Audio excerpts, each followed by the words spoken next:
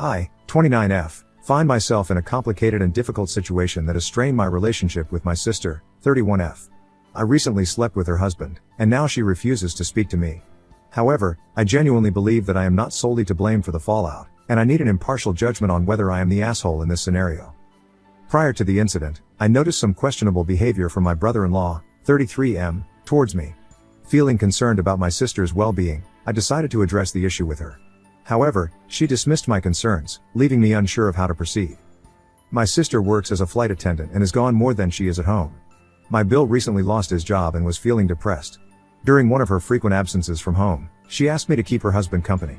She trusted me and didn't believe the warnings that I gave her before about his behavior towards me, but I saw this as an opportunity to support their marriage and help them rebuild their connection. Unfortunately, as we spent more time together, our bond deepened, and we eventually crossed a line that should never have been crossed. We had both been drinking and he was complaining to me about the troubles in their marriage and how he hasn't been for a while. He was crying and I decided to comfort him. One thing led to another and we did the unthinkable. I woke up realizing the nature of what I did and immediately realized the nature of what had happened. We both were so intoxicated that we stupidly ended up falling all asleep. I awoke to my sister screaming and hitting the both of us screaming, "How could you do this to me? We're sisters, I trusted you?" She wouldn't even give me a chance to explain and kicked me out of the house. Now, my sister refuses to speak to me. She has filed for divorce. Our parents are siding with her saying that I violated every family moral. However, I believe that there are multiple factors at play here, and I am not the only one responsible for the breakdown of their marriage. While I acknowledge my mistake, I also question why my sister failed to address the issues in her relationship and why she left her husband in my care without setting clear boundaries. I do feel a sense of guilt and remorse for my actions, but I also recognize that my sister and her husband had their fair share of problems.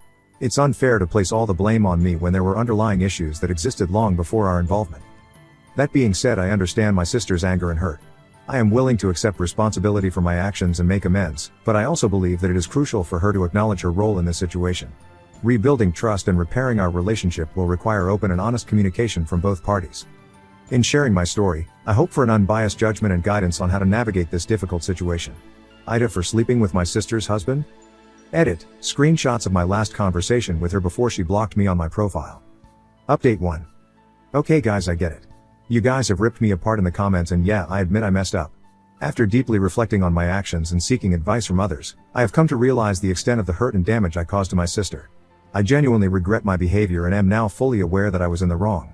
There's no excuse for what I did and I think I was trying to excuse my actions because the thought of it all weighs too painful. Last night after reading comments, I mustered up the courage to reach out and apologize to my sister. Unfortunately, despite my sincere efforts, she has not only refused to speak to me but has also blocked me from all forms of communication. The fact that my sister has taken such measures is deeply upsetting to me. I yearn for her forgiveness and genuinely want her back in my life. However, I understand that I cannot force her to reconcile or forgive me on my terms. I have sought advice from friends and family on how to navigate this situation, but it seems like the best course of action for now is to respect her boundaries and give her the space she clearly needs. I have continued to reflect on my actions and have sought therapy to address the underlying issues that led to my hurtful behavior. I found some online and plan on calling soon to get started up to help figure out the root for my behavior. I am committed to personal growth and becoming a better person, regardless of whether or not my sister chooses to reconnect with me, in which I will never give up trying. I have also reached out to mutual friends and family members, hoping they might act as intermediaries or offer support in bridging the gap between us. However, I understand that they too must respect my sister's boundaries and not get involved in our personal dispute. My ex Bill has refused to pick up any of my phone calls through all of this. I heard from my mother that he told her I initiated the entire thing and got him drunk, then forced myself onto him, which is the furthest thing from the truth. I can't believe he threw me under the bus after I was there for him for so long. Guess I really looked like the fool, huh? The pain of not being able to communicate with my sister is devastating, but I am determined to learn from my mistakes and make amends in any way possible. I will continue to work on myself and strive to become someone who deserves her forgiveness, even if it takes a significant amount of time. To say the past few months has been insane is an understatement. I feel like my entire world has caved in. While I hold on to hope that one day my sister will be willing to reopen the lines of communication, I also acknowledge the possibility that she may never want to speak to me again. Regardless, I will continue to grow, learn, and reflect on my actions, knowing that healing and reconciliation are processes that cannot be rushed or forced. I hope my sister sees my remorse and my effort to grow. I will update if anything further happens. Comments where Op has replied. U/medical_collar_2678 says. Your logic is their relationship was already failing, so your sister should take responsibility. Let me ask you a question using your own logic. Let's say your car is older and needs some work done. If I come up and steal your car GTA style, and I total it, would you be at fault for the crash cause the car was already failing, or would it be me because I'm the one that took it and couldn't control the car and crashed? See how dumb that sounds? If it was failing, then your job was to help your sister get through this and guide her towards counseling or a divorce. Instead, you guided your way into his pants. I think it's more to the story, and the more to the story is you had feelings for the bill for a while, and this drunk behavior made you act on it. You give off golden child energy in which you've rarely been held accountable. Oh, and if my comment wasn't clear enough, Uda. Oop, I understand what you're saying. It makes sense. com_froyo_475. This has to be a troll post rage bait. Oop, how am I baiting? Do you need to see screenshots between my sister and I? I feel bad, yes. My point, I shouldn't be completely at fault here. I'm not trying to be a victim. Oop, Lindsay, I'm extremely sorry. I haven't been able to eat, sleep or function since this has all happened. Regardless of you believing it's been ongoing, it's only happened once. I take full responsibility for my part. I should have distanced from him when he was making advances before. I should have pressed it more. I shouldn't have given in. I was intoxicated. I wouldn't have done it sober. I take responsibility for it. I just feel that responsibility needs to be taken, that it was already failing. You should have left him a long time ago, or even believed me when I tried to tell you. Oops, sister, are you kidding me? You're always the victim, Kelly, always. You can never take responsibility for your actions. I swear you could hit someone with a car walking on a dumb sidewalk and you'd still argue it was their fault too for not moving. You betrayed me. You're right, I stupidly didn't believe you because I was in denial about my marriage. But I never thought that you would do this to me ever. I helped raise you. I was there for you whenever you needed me. I forgave you for the upbringing we had with you always being the favorite. You cannot handle the fact that mom and dad are siding with me for once. I never want to see you again. You are no longer my sister. OP, I am sorry. I never meant to hurt you. I am not trying to play the victim at all, I take responsibility. But why am I getting the most heat here? He's just as at fault. All I am saying is that you should have left him or been actively trying to fix the relationship, or it wouldn't have gotten this far. But that still does not excuse my behavior. I am the worst. I just don't understand why I get the most heat. Oops, sister, because you are my sister. Men come and go. I am not going back and forth. Have a good life being that you are. Final update. Wow, you guys are ruthless. I fully see that I was in the wrong and my behavior is inexcusable. I do not deserve to have her as a sister, and I am literally a piece of crap. There's not a single insult you guys can give me that I haven't given myself. Surprisingly, my sister unblocked me, expressing her desire for closure and personal healing. It seems that she has reached a point where she needs to address the past in order to move forward, but she has made it clear that she doesn't wish to continue our relationship. We had an open and honest discussion about the pain and hurt that had accumulated over time. It was an emotional and challenging conversation, but one that allowed us to express our feelings and seek some form of closure. During our conversation, my sister made it clear that she has made the difficult decision to no longer have a relationship with me. She explained that she needs to focus on her own healing and well-being, and believes that maintaining a relationship with me would hinder that process. It was a heartbreaking realization for me to accept, but I understand and respect her choice. In our conversation, I took the opportunity to sincerely apologize for any pain I have caused her. I acknowledged my past mistakes and expressed deep regret for my actions. While I had hoped for a different outcome, I understand that my sister's healing journey is her own to navigate, and it may not involve me. Moving forward, I will continue to reflect on the lessons learned from this experience.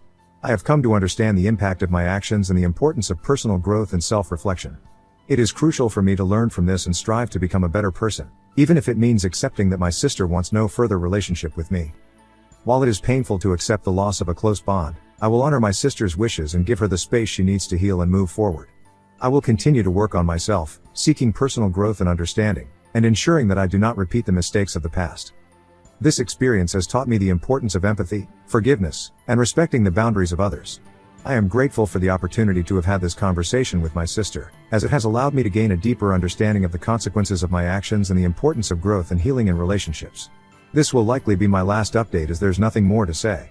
I lost my sister and the respect of the people closest to me. But through all of that, she is the victim, not me. I deserve this. Now on to the next story. Story 2.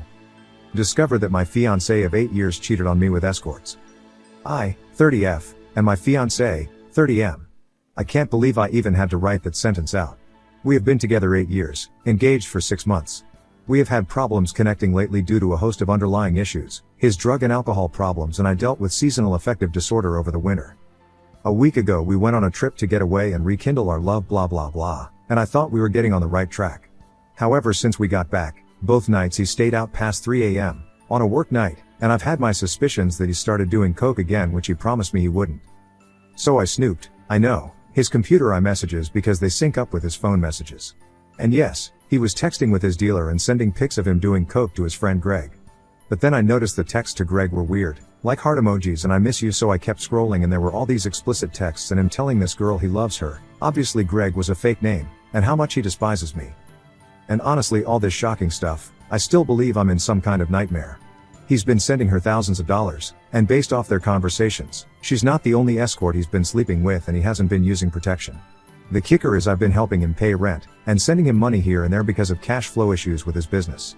And he has cash flow issues because of the prostitutes. I don't know why I'm posting this here, maybe because I'm too embarrassed to confide in anyone I know. Maybe hoping to hear how other people have gotten through similar situations. He's going out of town next week for work, aka to meet up with this escort, and I'm planning on just moving out without saying anything. I also plan on telling his dad what's going on since it's his father's business and he's taking company money to pay for sex. I also think I should tell his dad about the drug abuse because he's going to kill himself with the path he's on. Coke, Adderall, Xanax, booze, any other substances in the vicinity. I actually hate him to my core right now but don't actually want him dead. Sorry for the stream of thought wall of text, it's just 3 a.m. and I can't sleep and I feel so blindsided and hoping if I ever fall asleep I'll wake up and this never happened. Comments where Op has replied. Big, Greg 7288 damn, that's pretty low down. You obviously know what needs to be done. Take a STD test to make sure you're clean and get rid of this guy. 8 years and he's sleeping with prostitutes and doing coke? He clearly doesn't care about his life, don't let him ruin yours as well. Oop, yep, getting tested is number 1 on my list to do. And thank you, I can't believe I wasted 8 years for this to be the end. I can't have him ruin my life any longer. Big Greg 7288, I hear you on the time wasting. Look at it as a lesson on what not to tolerate from now on. Oop, true, definitely changing my ways moving forward, and at least we never went through with a wedding, thank you COVID. Update 1, February 11th 2024.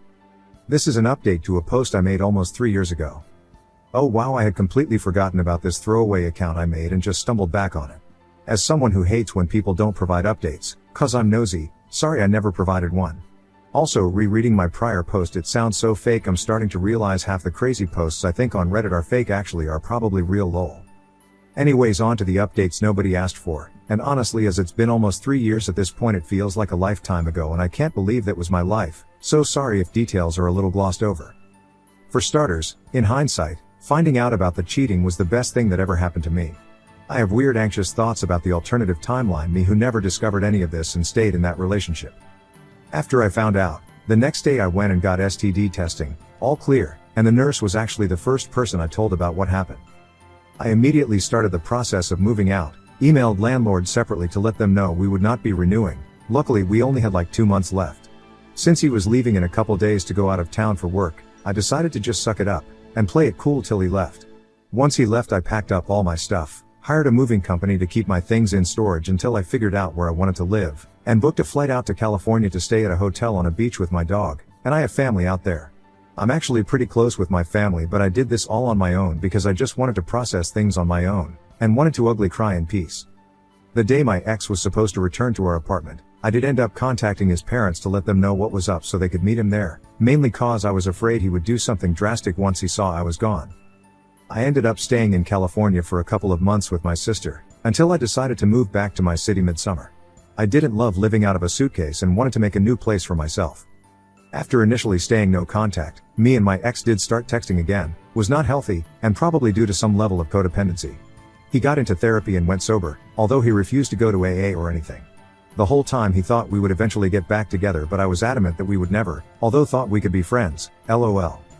Eventually we had to stop talking because he got pissed that everything he was doing wasn't making me want to get back together with him, and occasionally he would blame me for why he cheating in the first place, classic. Oh, and he started drinking again. TW for the next paragraph. The last straw was that fall, when he texted me he had drank a bottle of vodka, plus a full bottle of Xanax, and he'd see me in the next life.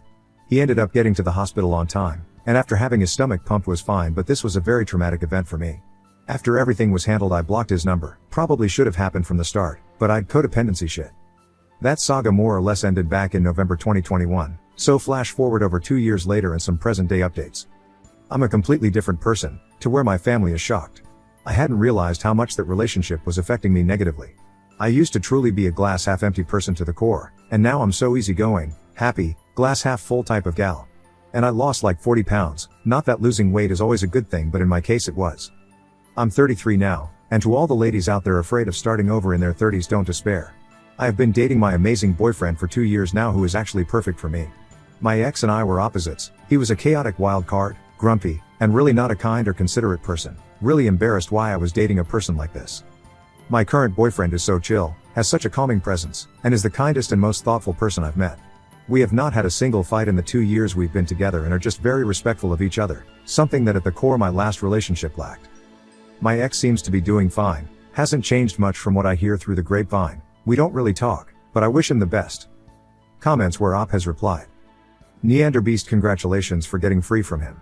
Your ex will never change, it doesn't even sound like he wants to change. Oop, thanks. I think at the end of the day, as they say, people really don't change.